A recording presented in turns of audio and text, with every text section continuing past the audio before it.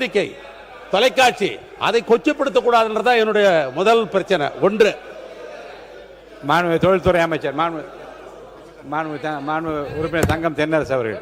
பேரவைத் தலைவர் அவர்களே, ஒரு அரசாங்கத்தினுடைய செயல்பாடுகளை குறித்து மூன்றாவது கண்ணாக இருந்து விமர்சனங்களை எடுத்து வைப்பது பத்திரிகைகள், ஊடகங்கள். அந்த பத்திரிகைகளில் வரக்கூடிய செய்திகள் மீது இப்படி நம்மளுடைய அவையிலே அப்படி ஆட்ரிபியூட் பண்ணக்கூடாது. அவர்கள் என்ன நடந்து கொண்டிருக்கிறதோ அதை பற்றி எழுதுவார்கள். எழுதுவார்கள், ஒப்பீடுகளை பண்ண முடியும். மேடம் ஒரு நிமிஷம் இருங்க. நீங்கள் அப்படி கொடுக்கக்கூடிய பத்திரிகைகளிலே ஆளுங்கட்சிக்கு ஆதரவாக காசு வாங்கி கொண்டு எழுதுகிறார்கள், எதிர்கட்சிகளுக்கு காசு வாங்கி கொண்டு எதிர்கட்சிகளுக்கு ஆதரவாக எழுதுகிறார்கள் என்றதெல்லாம் பொதுவாக பத்திரிகைகளை குறித்து அவ்வாறு அமைச்சர் அவர்கள் இந்த அவையிலே சொல்லக்கூடாது. பத்திரிகையில் இரண்டு புறம். ஏன்னா நீங்க ஒரு பத்திரிகை ஒரு குறிப்பிட்ட ஒப்பீடை செய்திருக்கிறது, ஒரு குறிப்பிட்ட புள்ளி விவரத்தை கொடுத்திருக்கிறது என்பதற்காக இவர்கள் காசு வாங்கி கொண்டார்கள் என்று ஒரு பத்திரிகை பற்றி குறிப்பிடுவது என்பது ஒட்டுமொத்தமாக பத்திரிகையை எல்லா பத்திரிகையிலும் அது குறிப்பிடுவதாக அமைந்துவிடும். எனவே அது போன்ற ஒரு நிலைப்பாட்டையோ அது போன்ற ஒரு செய்தியோ மாண்புமிகு அமைச்சர் அவர்கள் அவையிலே சொல்வது அழகல்ல என்பதை நான் தெரிவித்தேன். மாண்பு சட்டத்துறை அமைச்சர், நான் அதை பற்றி விளக்கம் நான் சொல்றேன் அப்புறமா. பேரவைத் தலைவர் அவர்களே, அமைச்சர் அவர்கள் சொன்னது ஒரு சில பத்திரிகைகள் நம்பகத்தன்மையில் நிறைய பத்திரிகைகள் இருக்கு. அதுல ஒரு சில பேர் அவர்கள் அவர்களுக்கு தேவையான செய்திகள் அதெல்லாம் நம்பகத்தன்மை இல்லாத நிறைய பிசினஸ் ரிவ்யூஸ் எழுதுறவங்க நிறைய அந்த மாதிரி எழுதுவார்கள். அதை எடுத்துக்கொண்டு இது மாதிரியான ஒரு சபையில் பேசும் பொழுது முதலீட்டாளர்கள் அனைவரும் பார்த்து கொண்டிருக்கிறார்கள். அவர்களுக்கு ஒரு எண்ணம் தவறான எண்ணம் உருவாகும். அதன் மூலமாக மாநிலத்திற்கு கெட்ட பேர் என்ற ஒரு இதெல்லாம் சொன்னார். ஆதாரபூர்வமாக இப்ப தேசிய அளவில் கொடுக்கப்படும் ஒரு கணக்கீடும் அந்த மாதிரி கொடுத்தா பரவாயில்ல. ஏன்னா பத்திரிகைகள் நிறைய இருக்கு. இப்ப தினத்தந்தி கூட தான் நல்ல பத்திரிகை நல்லா இருக்கு. அவங்க கூட கடந்த வாரம் ஒரு செய்தி போட்டிருந்தாங்க. லஞ்சம் ஊழலுக்கு எதிராக முதல்வர் விஜய் அவர்கள் சாட்டையை சுழட்டி இருக்கிறான்னு போட்டிருக்காங்க. அது போன்ற விஷயங்கள் கண்டிப்பாக நாம் நம்புறோம். ஏன்னா ஆக்கப்பூர்வமாக நம்பகத்தன்மை உள்ள பத்திரிகைகள் நிறைய இருக்கு. அதையெல்லாம் நம்ம கண்டிப்பா எடுத்துக்கிறோம். நம்பகத்தன்மை இல்லாத பத்திரிகைகள் பற்றி தான் அவங்க சொல்றாங்க. அது எந்த பத்திரிகை, அதை பத்தி நம்ம இந்த மாதிரியான ஒரு நேரத்தில் பேச வேண்டாம். உறுப்பினர் எடப்பாடி கே பழனிசாமி அவர்கள். மாண்புமிகு பேரவைத்தலைவர்களே, மாண்புமிகு தொழில்துறை அமைச்சர் சொன்னாங்க, அவங்களுடைய ஆட்சியில் நீங்கள் 1 லட்சம் கொண்டாந்துருக்கிறீங்க, அதில் எந்த ஒரு தவறு இல்லை. அதே போல் அனைத்து இந்திய அண்ணா திராவிட முன்னேற்ற கழக ஆட்சி இருக்கின்ற பொழுது 2015 தான் மாண்புமிகு இதயம் புரட்சித் தலைவி அம்மா அவர்கள் தமிழகத்துடைய முதலமைச்சராக இருக்கின்ற பொழுது தான் இந்த தொழில் முதலீட்டாளர் மாநாட்டை முதல்வர் நடத்தினாங்க. பிறகு பார்த்தீங்கன்னா அதில் 2,62,000 கோடி தொழில் முதலில் ஈர்க்கப்பட்டு 74 புரிந்துணர்வு ஒப்பந்தங்கள் போடப்பட்டன. அதற்கு பிறகு அம்மாவுடைய அரசு 2019 ஜனவரியில் தொழில் முதலீட்டு மாநாட்டை சென்னையில் நடத்தி சுமார் 3,05,000 கோடி தொழில் முதலீட்டு ஈர்க்கப்பட்டு 304 புரிந்துணர்வு ஒப்பந்தங்கள் போடப்பட்டது. இது புரிந்துணர்வு ஒப்பந்தம் போட்டோம்னே உடனே தொழிற்சாலை வந்துடாது. பெரிய நிறுவனங்களாம் 3 வருஷம் 4 வருஷம் ஆகும் தொழிற்சாலை பயன்பாட்டுக்கு வருவதற்கு. ஒரு தொழில் புரிந்துணர்வு ஒப்பந்தம் போட்ட உடனே அதற்கு முதல் நிலை எடுக்க வேணும், பிறகு அனுமதி வாங்கணும். மத்திய அரசு மாநில அரசு பல அனுமதி வாங்கணும், பிறகு கட்டடம் கட்ட வேணும், அதுக்கு உண்டான எந்திரங்கள் பொறுத்து வேணும், அதுக்கு ஊழியர் அமைக்கணும், நிரந்தரம், அதுக்கு வங்கியில் கடன் பெற வேணும். இவ்வளவு பிரச்சனை இருக்குது. உடனே புரிந்துணர்வு ஒப்பந்தம் போட்டால் எந்த தொழிற்சாலையும் பயன்பாட்டுக்கு வராது.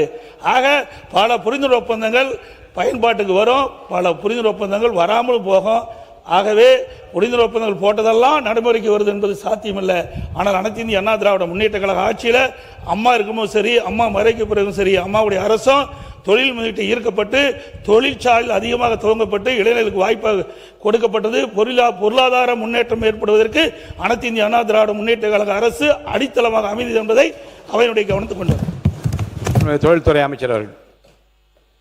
மாண்புமிகு பேரவைத் தலைவர் அவர்களே, இன்னொன்று என்னென்னா, அந்த ப்ராஜெக்ட் ஸ்டூடெண்ட்ற இருக்கிற அந்த இதை எடுத்துகிட்டு இங்கே பேசும்போது ஒன்று மட்டும் அவங்க கூகுள் சர்ச் நார்மலாக பண்ணியிருந்தாலே தெரிஞ்சிருக்கும்.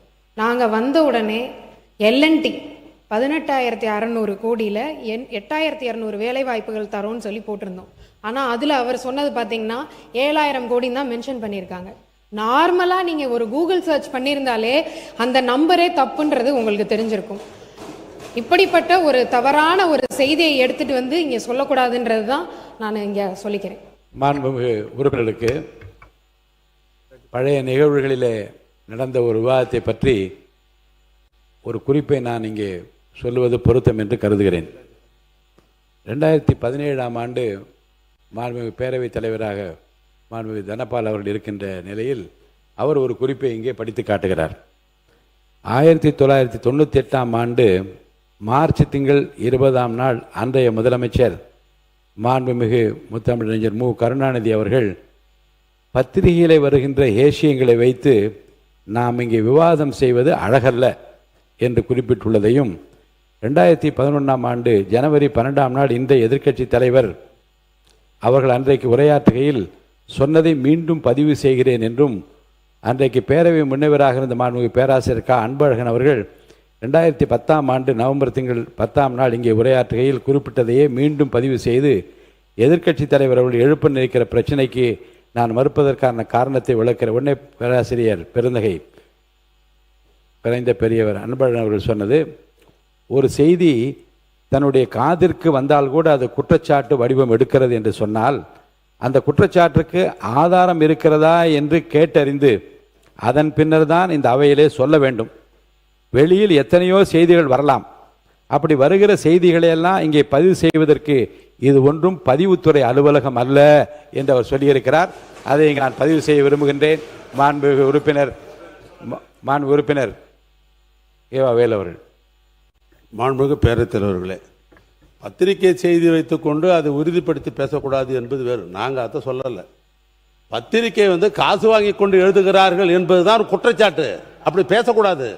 ஏன்னா ஜனநாயகத்தில் 4வது தூண் என்ற பத்திரிகை என்று நாமே இந்த சட்டமன்றத்திலே பல நேரம் பாராட்டி பேசியிருக்கிறோம். அப்படி இருக்கிற பொழுது பத்திரிகை காசு வாங்கி கொண்டு எழுதுகிறது, அப்படி நம்முடைய மின்துறை அமைச்சர் குறிப்பிட்டதை போல அவர் என்ன சொன்னாருன்னு கேட்டீங்கன்னா, சில பத்திரிகையினர் அது எந்த பத்திரிகை பேர் சொல்லிட்டு போட வேண்டியதான ஒழிய 19வது பத்திரிகை சொல்வது தவறு இல்லை.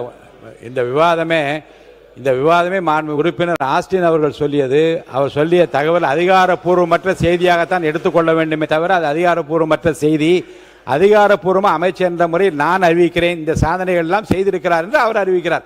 அதில் ஆதாரம் இல்லாத அந்த பத்திரிகை செய்திகளை பற்றி அவர் சொன்னது எல்லா ஒட்டுமொத்த பத்திரிகையும் தொழில்துறை அமைச்சர் வெறுப்பதாகவோ அவர்களை பற்றி வெறுப்புணர்வு ஏற்படுத்த எடுத்துக்கொள்ளக்கூடாது. அப்படிப்பட்ட எண்ணத்தை அவர் வெளியிடவில்லை என்று நான் கருதுகின்றேன்.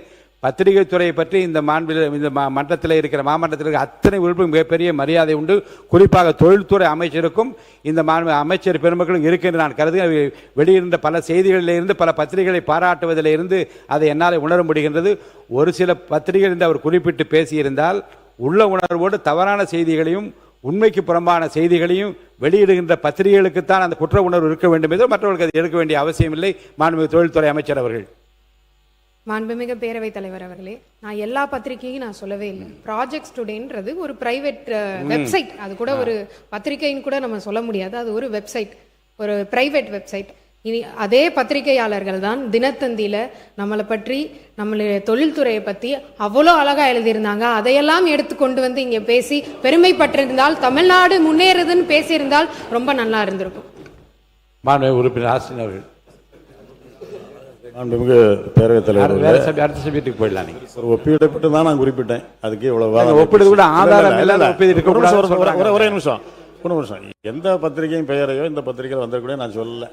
சாதாரணமாக உறுப்பினர்கள் அண்ணன் சொன்ன மாதிரி நாங்கள் எதாவது எங்களுக்கு தகவல் கிடைச்சா அதை அமைச்சர்கிட்ட தான் கேட்க முடியும். அவங்ககிட்ட தான் அரசாங்கம் இருக்குது.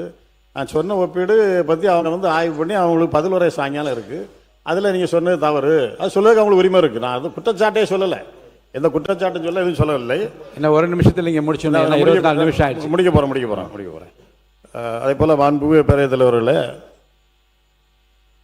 நம்முடைய தொழில்துறை அமைச்சர் அவர்கள் சொன்னாங்க நாங்கள் 3 மாதம் தான் ஆச்சு, அதுக்குள்ளாக இவ்வளோ குற்றச்சாட்டு சொன்னால் குற்றச்சாட்டு சொல்லலை.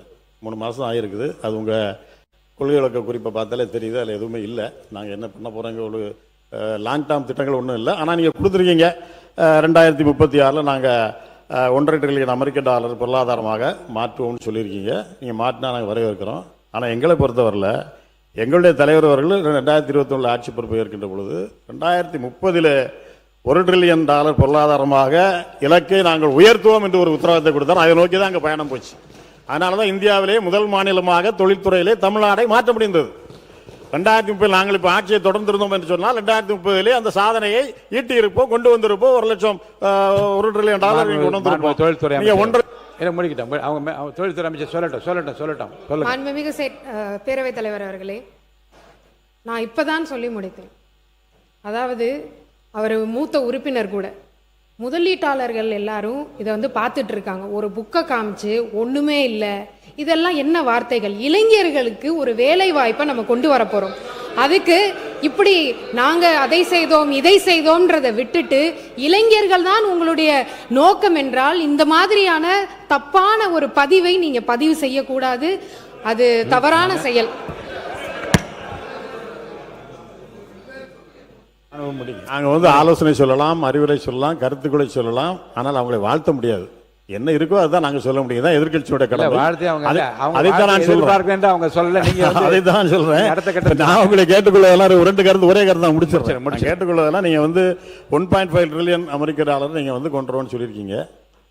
எங்களுடைய ஆட்சி இந்த காலத்தில் அமைந்து எங்களுடைய முதலமைச்சர் அந்த பக்கத்தில் முதலமைச்சராக இருந்து ஏற்கனவே எங்களுடைய தொழில்துறை அமைச்சராக இருந்த டிஆர் பி ராஜா அவர்கள் இங்கே தொழில்துறை அமைச்சராக இருந்தாருன்னா அந்த 2036 2 ட்ரில்லியன் அமெரிக்க டாலரை நாங்கள் பொருளாதார வளர்ச்சியாக கொண்டு வந்திருப்போம் என்ற உத்தரவாதத்தை நான் தருகின்றேன். நீங்கள் நல்லா உழையுங்கள்.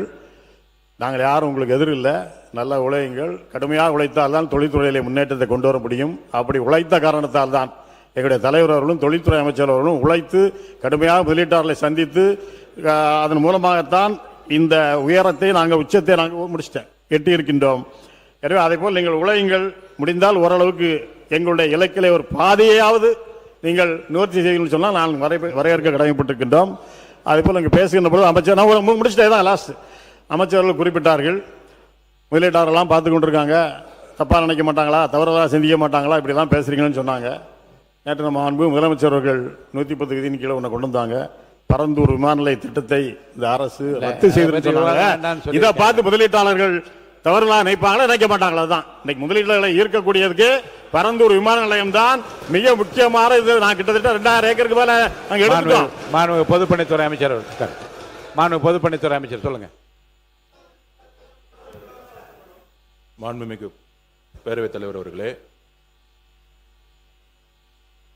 பரந்தூர் விமான நிலையமா இல்லை விவசாயிகள் கண்ணீரான எங்கள் தலைவர்